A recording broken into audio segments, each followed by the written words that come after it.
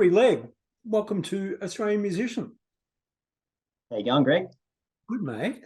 Tell me, where did your love of guitar initially come from?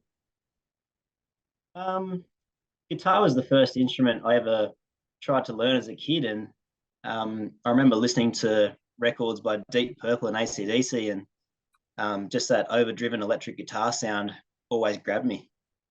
Yeah. And what about artists that you admired growing up and albums that you played the hell out of? I always loved Australian guitarists such as Jeff Lang. Um, I guess I also loved the Angels. Angus and Malcolm Young from AC/DC. All those Australian guitarists that we know and love were huge influences on me, and I've been lucky enough to see them all play in concert, and I even got to open the show for the Angels a few years back, so it was a great experience for me as well. Yeah, I was going to ask you, have you met and many of your music heroes?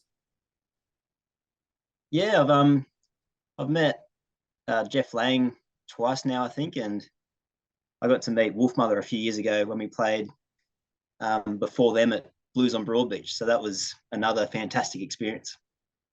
Yeah. Last year you released your third album called What Now, which focused on stories that emerged from the Black Summer bushfires. Was that something that impacted you directly? I was pretty close to the bushfires down near Bega on the far south coast of New South Wales. So um, my brother is now the deputy captain of the Bega VRA, and he was involved in evacuating people from Cobargo, which was one of the worst hit towns in New South Wales. So yeah, I got to see a lot of scary situations unfold in late 2019, early 2020, and I had a lot of family members and friends that were directly involved in rescue efforts, and I had a few friends that lost houses as well. So I think for me, I felt that a way that I could give back to the community was to launch my third album at the Cobargo Folk Festival and donate some of the album sales back to the Cobargo Fire Brigade. Yeah, there's a great clip which you've got out for the single What Now, and it features a lot of the first responders. How did that come about? Yeah, I was pretty lucky with that.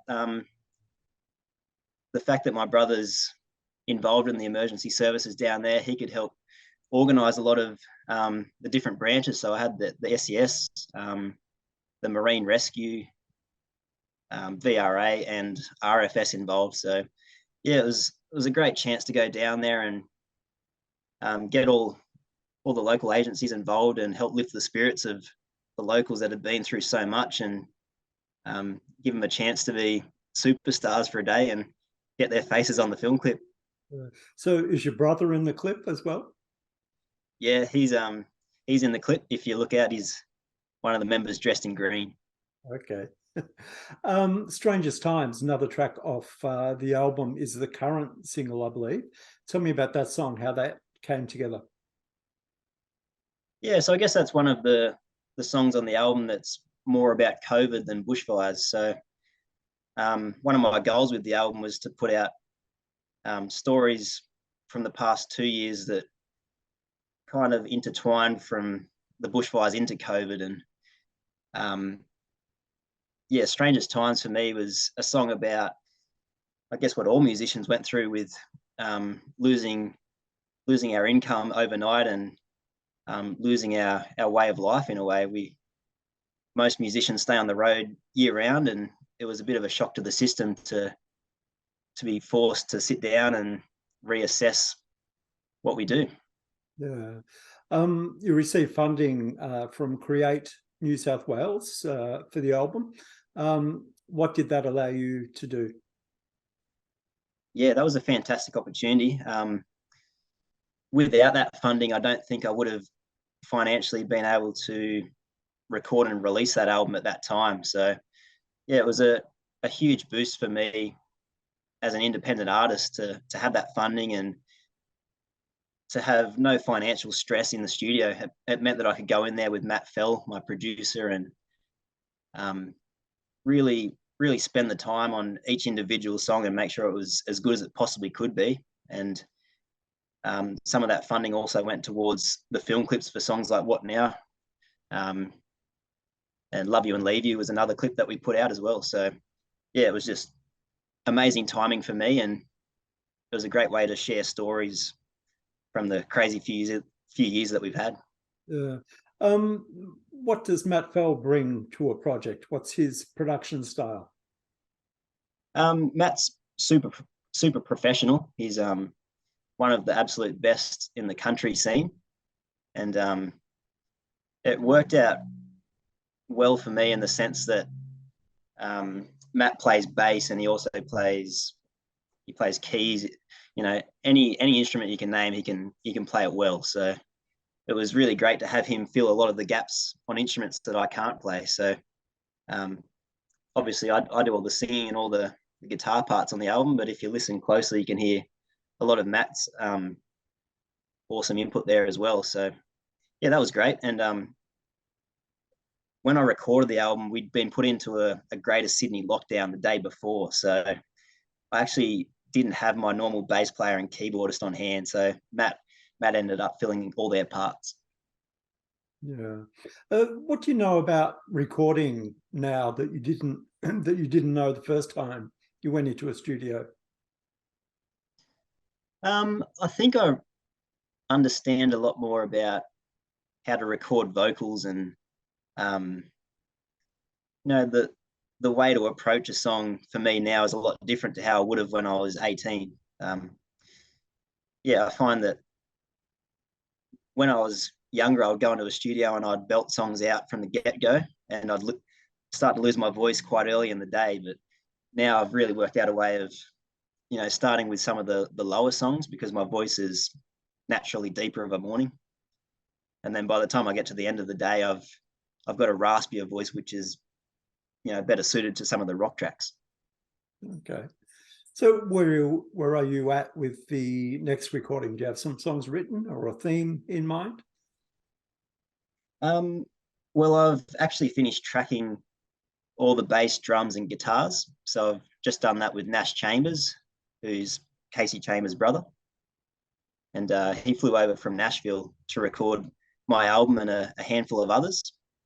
So yeah, that was super exciting, and looking forward to finishing that album in the next few months. Okay. You're playing our Melbourne Guitar Show. You're playing on the Saturday. What are your memories of the last time you played the Melbourne Guitar Show? Yeah, the last Melbourne Guitar Show I played was in 2019, and it was a really awesome experience for me to meet a lot of my idols, and I guess jam with some amazing guitarists as well. I was very lucky last time to jam with the likes of Nick Charles, Phil Manning, Minnie Marks, and Ash Grummold. So that was a super exciting experience, and looking forward to doing it all again in 2023. Yeah. What's in store for people coming to see you this time? Have you worked out a set list? If you worked out what you're going to do? I've had a bit of a think about the approach. I think these days I'm quite in the singer-songwriter vein. So I normally do songs that aren't as guitar heavy in my live show, but I think because it's the Melbourne Guitar Show, I'm going to pull out all the stops and put in some more upbeat songs with some fast-paced guitar stuff, and yeah, probably a small handful of covers, but mostly original material. Yeah. Tell me about your main acoustic guitar. Yeah, so I've got a brand new Cole Clark Angel 3, and it's been custom made at the factory. I'm very, very lucky to be a Cole Clark endorsee, so I got to basically design the guitar from scratch with the help of Lloyd Spiegel. So Lloyd had me down there at the Cole Clark factory about 2 to 3 years ago just to talk me through all the different timbers and what tonal qualities they have. So the decision that we came to was to put Tasmanian Blackwood as the body of the guitar and an ebony fretboard. And it was actually the very first Cole Clark Angel 3 that has the the humbucker with the switch. So I think they've since gone into production with the Angel 3 humbucker model, and mine was the very first one. Wow. And what about your main electric guitar? My main electric guitar at the moment's a T guitar, which is a brand built in Bowral in the Southern Highlands of New South Wales. And yeah, it's a really cool guitar. It's got a cherry red heritage finish on it and 2 mini humbuckers. So yeah, it's got a really cool sort of blues rock tone to it. Yeah. Well, what about your stage rig? Has it been a long journey to get the stage sound that you like, or are you still tweaking things? Yeah, I think it's always a work in progress with me. I've had a lot of different setups over the years, but yeah, I'm quite happy with what I've got at the moment, which is an LR Bags DI for the acoustic tone through the Cole Clark. And with the humbucker on the Cole Clark Angel 3, I've been sending that to my Carbon 50-watt Nomad amp. So that just gives me a lot of tonal variety for some of the heavier songs, and it means that my guitar solos can be played purely through the guitar amp with an overdrive sound. Your sound is fairly clean. Do you use many pedals? There's a lot of pedals on the board, but I don't use them all at once. So I guess that's probably the trick. I've been using a Strymon Flint pedal, which gives me a really nice reverb sound, and it's also got a tremolo option on the pedal as well. So yeah, I guess that pedal's probably the basis of the clean sound, and then I use a Jim Dunlop Green Rhino as my overdrive sound. So you've got the guitar show in March. What's on for the rest of 2023? It's looking like a huge year for me. I'm going to be going to Europe in May to tour solo, and it's my first international tour. So I'm over the moon that it's finally happening after COVID. I've had to cancel this particular tour 3 years in a row, so it's finally happening, and I'll be playing in Germany, the Netherlands, and Belgium throughout May. Okay, well, what sort of gigs? Festivals or clubs? It's all going to be pretty low-key stuff. It'll be mostly cafes and small bars.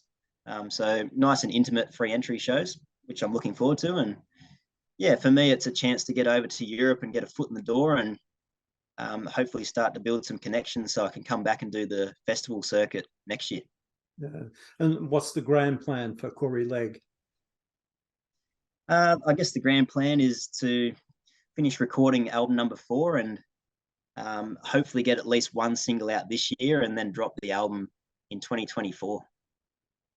All right, Corey, it's been great to catch up, and we look forward to seeing you at the guitar show.